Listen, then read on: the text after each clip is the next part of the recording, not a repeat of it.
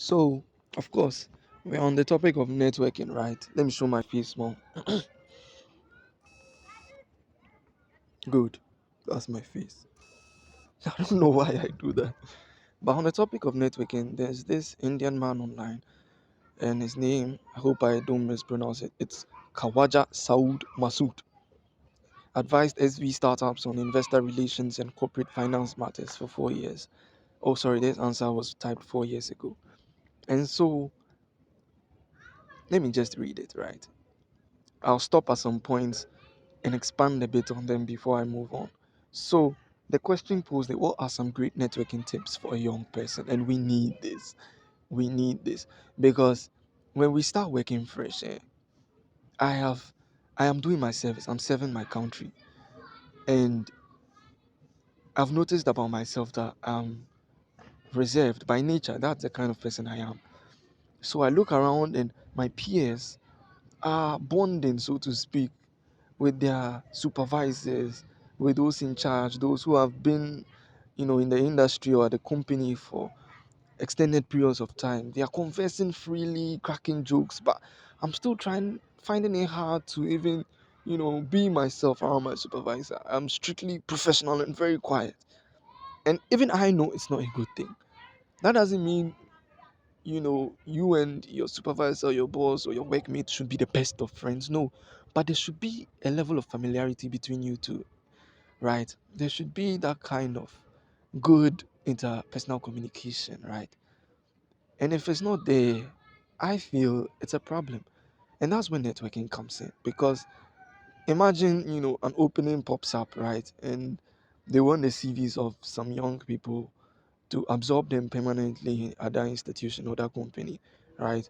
And it could be that only those supervisors know about it. But because I've not availed myself, my supervisor may not, extend the opportunity to me because I'm by myself, I'm reserved. She may think one of two thoughts. Either, oh, this guy has it all figured out, he has a connection somewhere, he's good, he doesn't need my help. Or B, oh, this guy is too low, right? He doesn't even want to mingle with someone like me, so why would I want to share information? And people feel that way. People are insecure sometimes at that level. I know I am.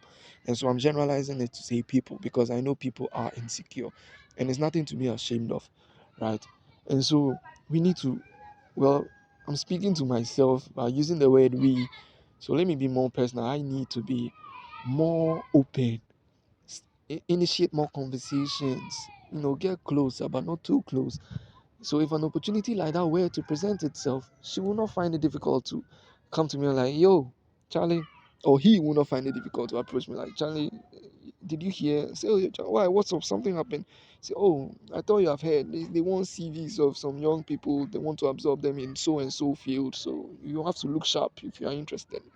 An opportunity like that may present itself. So that relationship that you have established is as a result of professional networking. And networking is not only for CEOs and entrepreneurs and consultants and people with 10, 20, 30 year experience in industries. No, no, networking has no, you know, like age range. It's not like getting a driver's license or drinking that you need, oh, from 18 and above, you can network. No, it doesn't matter how old you are. So the first thing that this very experienced man is sharing is that we should be curious, be in learning mode, and you will project an enterprising vibe important for establishing yourself in the network. And that is self-explanatory. And the previous video has hit really hard on this point. The second is be authentic. The previous video also highlighted this point. And trying to fit into a certain ecosystem may be draining for you and others as well. Hang out with people you naturally enjoy being around and avoid pretending to fit in. I'll let this sink in. Most of us already know this. So maybe to think further on it or to give yourself the chance to digest it further, pause and just think about it. Just pause and engage yourself in a conversation on this point of authenticity because the answer lies within yourself. Third, start with your friends and family members. Don't underestimate the social linkages we already may have but be unaware of. Build your network outwards, i.e., first the inner circle of friends and family, then friends, then acquaintances, followed by references, and so on and so forth. And there's a point I've never considered, honestly. Start from within. Never. So it's actually new to me.